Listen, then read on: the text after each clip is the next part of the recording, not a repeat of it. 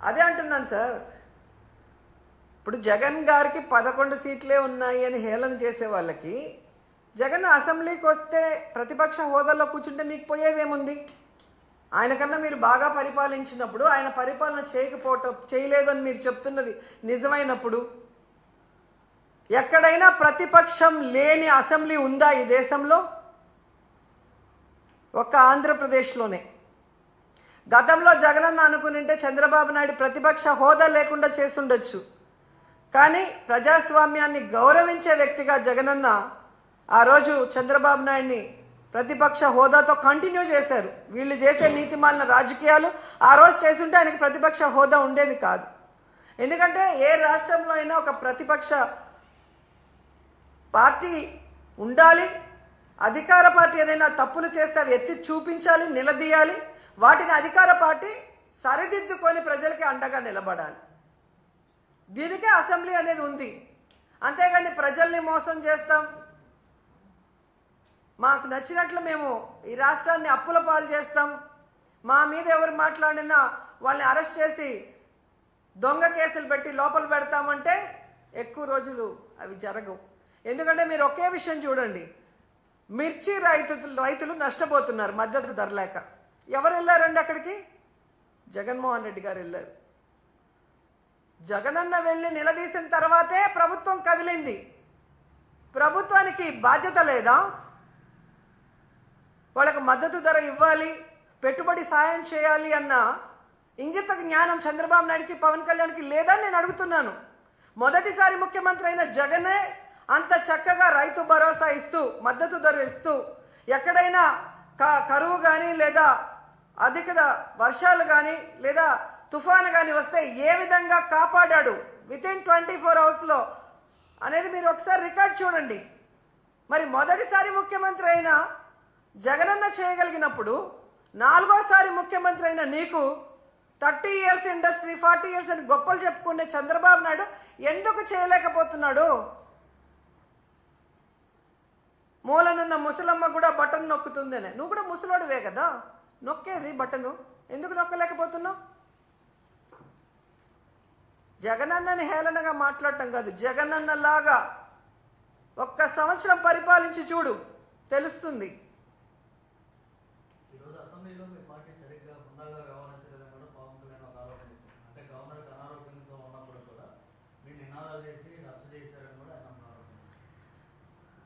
ఏమని చెప్పారు?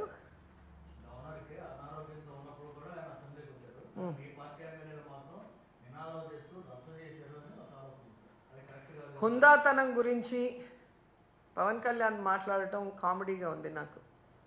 ఎందుకంటే ఒక సినిమా ఇండస్ట్రీలో పవర్ స్టార్గా ఉన్నప్పుడు అది వదులుకొని పాలిటిక్స్కి వస్తే సర్వీస్ చేస్తారని ప్రజలు నమ్ముతారు. కానీ ఏ రోజుకి ఆ రోజు, ఏ ఎండకు ఆ గొడుగు పట్టుకుంటూ తన స్వలాభాన్ని చూసుకుంటూ ప్రజల్ని గాలి కొదిలేయటం ఈ రాష్ట్ర ప్రజలు ఆయన పార్టీ పెట్టిన రోజు నుంచి గమనిస్తున్నారు. ఈ రాష్ట్ర ప్రజలకు కానీ, నీ పార్టీ నాయకులకు కానీ, మీ కులం వాళ్ళకు కానీ మీరు ఏం చేశారని చెప్పండి. ఒక్కసారి మీరు ఎలక్షన్లో మాట్లాడిన వీడియోల్ని ప్లే చేసుకోండి. దాంట్లో ఇచ్చిన ఒక్కటైనా ఈరోజు మీరు చేస్తున్నారో మీరు చూడండి. రౌడీల్లాగా అరిచేది మీరు, హుందాతనం లేకుండా జగనన్నని ఏది పడితే అది మాట్లాడేది మీరు. మళ్ళీ మాకు మీరు నీతులు చెప్తా అంటే ఎంతవరకు కరెక్టు? ఈరోజు గవర్నర్ గారి మీద గౌరవం ఉంది కాబట్టి జగనన్న అసెంబ్లీకి వచ్చారు, వచ్చి వినేసి బయటకు వచ్చాం. మీరు ప్రతిపక్ష హోదా ఇస్తే వచ్చి మీరు ఏం తప్పులు చేస్తున్నారు, మీరు ఏ హామీలు ఎక్కొట్టి ప్రజల్ని మోసం చేస్తున్నారో క్లియర్గా చెప్తారు. జగనన్న చెప్పేది తప్పంటే మీకు టైం ఎక్కువ ఇస్తారు కదా, అప్పుడు నిరూపించుకోండి.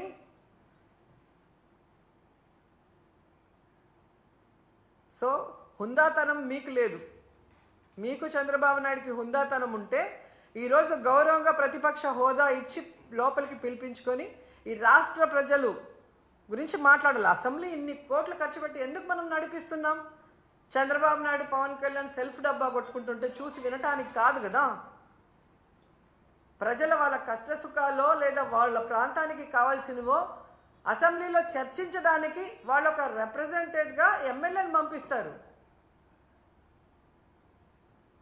సో వాళ్ళ మాటలు వినరు, ప్రతిపక్షం మాటలు వినరు, మీడియా చెప్పేది వినరు. రెడ్ బుక్ రాజ్యాంగం అంటూ ఈరోజు అసెంబ్లీని కూడా ఏ విధంగా ప్రజాస్వామ్య విరుద్ధంగా మీరు నిర్వహిస్తున్నారు అనేది గమనిస్తున్నారు మేధావులు కూడా.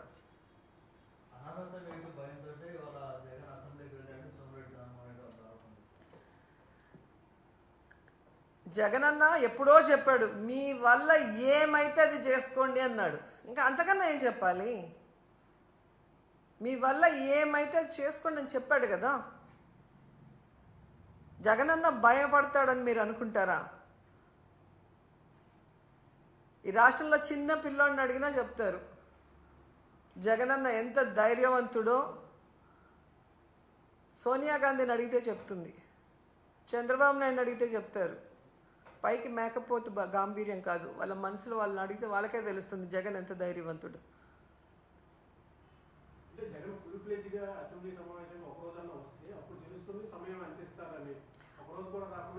ఆల్రెడీ ప్రతిపక్ష నాయకుడిగా 67 మంది ఎమ్మెల్యేలతో మేమందరం కూడా ఉన్నాం. అప్పుడు వెళ్తే కనీసం 67 మంది ఉన్న బలమైన అపోజిషన్ లీడర్కే వాళ్ళు మైకులు ఇవ్వకుండా ఎన్ని రోజులు ఎలా ఏడిపించారో మీ అందరూ కూడా ఆ వీడియోలు చూస్తే మీకే అర్థమవుతుంది. అలాంటిది ఈరోజు ప్రతిపక్ష హోదా లేకపోతే ఏ విధంగా సమయం ఇస్తారని మీరు అనుకుంటున్నారు? అందుకని అది అడుగుతున్నారు తప్ప అదేదో సరదా కోసం కాదు. ప్రతిపక్ష హోదా అనేది ఒక బాధ్యత కోసం అడుగుతున్నాడు. ఆ బాధ్యత పవన్ కళ్యాణ్ కుంటే ఆయన డిప్యూటీ సీఎంకి రాజీనామా ఇచ్చి ప్రతిపక్ష హోదా తీసుకొని మాట్లాడమను, వాళ్ళు చేసే తప్పుల్ని ప్రశ్నించమను, ఆ పిఎస్సి చైర్మన్ని రిజైన్ చేసి అపోజిషన్ ఎమ్మెల్యేకి ఇమ్మను. వాళ్ళు చేసే అవినీతి ఏంటి అని ప్రూవ్ చేయడానికి రెడీగా ఉన్నారు కదా. ఈ దేశంలో ఏ రాష్ట్రంలో అయినా అపోజిషన్. పూర్వక నమస్కారాలు. రోజు గవర్నర్ గారి ప్రసంగంలో బడ్జెట్ సంబంధించిన ప్రసంగంలో గవర్నర్ గారు ప్రసంగిస్తున్నప్పుడు గత ప్రభుత్వంలో ఉన్న నాయకులు, వారి సభ్యులు చాలా హుందాగా గవర్నర్ గారు ప్రభుత్వం తరపున ఆయన సందేశాన్ని తీసుకెళ్తున్నప్పుడు వారు చేసింది ఏమాత్రం సబబుగా లేదు. గవర్నర్ గారు గత నెల రోజులుగా ఆయన ఆరోగ్య పరిస్థితి బాగా లేకపోయినా కానీ కంటిన్యూస్గా తీవ్ర జ్వరంతో బాధపడుతున్నప్పటికీ కూడా ఆయన ప్రత్యేకించి వచ్చి ఆయన ఈ రోజుని చాలా ఘనంగా, చాలా బలంగా ఈ మెసేజ్ని ఇచ్చినందుకు ముందుగా గవర్నర్ గారికి మా ప్రత్యేక ధన్యవాదాలు. గవర్నర్ గారి ప్రసంగంలో వైసీపీ అగ్రనాయకత్వం కానీ, సీనియర్ నాయకులు కానీ, వారి ఎమ్మెల్సీ సభ్యులు కానీ గవర్నర్ గారి ప్రసంగం పత్రులు చించేయడం కానీ, లేదంటే వారు ప్రత్యేకించి డిమాండ్ మాకు ప్రతిపక్ష హోదా ఇవ్వాలి అనేది చాలా బలంగా మాట్లాడుతూ వచ్చారు. ఇది అడిగితే వచ్చేది కాదు, అది ప్రజలు ఇస్తేనే వస్తుంది. బేసిక్గా ఒకటి హయ్యెస్ట్ మెజారిటీ ఎవరికి ఉంది వాళ్ళు ప్రభుత్వం ఫామ్ చేస్తారు. వాళ్ళకంటే నెక్స్ట్ స్టేజ్ ఎవరికి ఉంటే వాళ్ళకి ప్రతిపక్ష హోదా ఇస్తారు. అంతేగాని గతంలో మేము ప్రభుత్వాన్ని పరిపాలించాం కాబట్టి మా ప్రతిపక్ష హోదా ఎవరికి ఇవ్వరు. కనీసం జనసేన కంటే కూడా ఒక సీట్ ఎక్కువ వచ్చినా కానీ వాళ్ళకి ప్రతిపక్ష హోదా దక్కేది.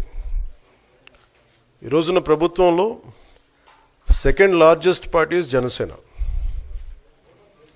దాన్ని ప్రజల దృష్టికి తీసుకొద్దాం. వైసీపీ నాయకులు వాళ్ళు చేస్తుంది ఏంటంటే మాకు ప్రతిపక్ష హోదా ఇస్తే తప్ప మేము అసెంబ్లీలో అడుగు పెట్టాం, లేదంటే ప్రసంగాలను అడ్డుకుంటాం అని. ఇది సరైన మెసేజ్ బయటికి వెళ్దాం. ఇది సరైన విధానం కూడా కాదు. ఇది ప్రజలందరికీ తెలియజేయాలనుకున్నాం. ఇది ప్రతిపక్ష హోదా ఏ పరిస్థితిలో వస్తుందంటే మీకు రూలింగ్ పార్టీస్ కంటే కూడా, రూలింగ్ పార్టీ కంటే కూడా అత్యధికంగా ఇంకొక సీట్లు వాళ్ళకంటే మీరు వస్తే, దాని తర్వాత స్థానం మీకు వస్తే ఖచ్చితంగా ప్రతిపక్ష హోదా వాళ్ళకే ఉంటుంది. 21 సీట్లు ఉన్న జనసేన, 11 సీట్లు ఉన్న వైసీపీకి ప్రతిపక్ష హోదా ఎలా వస్తుంది? మేము వస్తే తప్ప మేము అసెంబ్లీకి రాము, ఇలా గవర్నర్ ప్రసంగాలను అడ్డుకుంటాం అనేది ఇది సరైనది కాదు. ఇది ప్రజలందరికీ కూడా తెలియచేస్తున్నాం ఈ సందర్భంలో. అందుకని ఇది భవిష్యత్తులో కూడా మేము కోరుకునేది వైసీపీ నాయకుల్ని, మీకు ప్రతిపక్ష హోదా ఇవ్వకపోయినా ప్రజలు మీకు 11 సీట్లు ఇచ్చారు, దాన్ని గౌరవించి మీరు అసెంబ్లీకి రండి. మీ స్థాయికి తగ్గట్టుగా మీకు మీకు ఎన్ని ప్రశ్నలు అడగాలో దాన్ని తగ్గట్టుగా ఇస్తారు మీకు. ఇవన్నీ దాటి మన స్పీకర్ గారు కూడా చాలా గౌరవంగా, వాళ్ళు 11 సీట్లు వచ్చినప్పటికీ కూడా చాలా గౌరవంతో ఇంతకాలం వాళ్ళకి ఇస్తూ వచ్చారు. ప్రశ్నోత్తరాల సమయంలో కూడా ఆయనకి ఇచ్చారు.